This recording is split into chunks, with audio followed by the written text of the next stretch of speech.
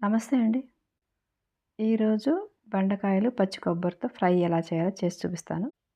ముందుగా కళాయి పెట్టి దానిలో ఆయిల్ వేసి అది వేడెక్కిన తర్వాత తాలింపు గింజలు, ఆ తర్వాత కట్ చేసి పెట్టుకున్న బెండకాయ ముక్కలను ఇందులో వేసుకోవాలి. కొద్దిగా మగ్గిన తర్వాత పసుపు చేర్చుకోవాలి. అది కొంచెం మగ్గిన తర్వాత ఇందులో 2 స్పూన్ల మజ్జిగ వేసుకోవాలి. ఈ మజ్జిగ వేసుకోవటం మూలంగా ఒక్కొక్క ముక్కకి జిగురనేది లేకుండా ఒక్కదానికొకటి అతుక్కోకుండా ఉంటాయి. తర్వాత రుచికి సరిపడా ఉప్పు వేసుకోవాలి. అది కాస్త మగ్గిన తర్వాత అలాగే కారం కూడా వేసుకోవాలి. బాగా దగ్గర పడేంత వరకు దీన్ని వేయించుకోవాలి.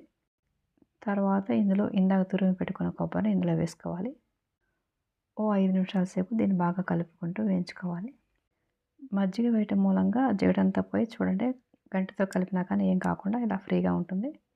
ఇది బాగా దగ్గర పడి ఫ్రై అయిన తర్వాత దీన్ని వేరే బౌల్‌లోకి మార్చేసుకొని పైన గార్నిష్ కోసం కొద్దిగా కొబ్బరిని వేసేసుకోండి.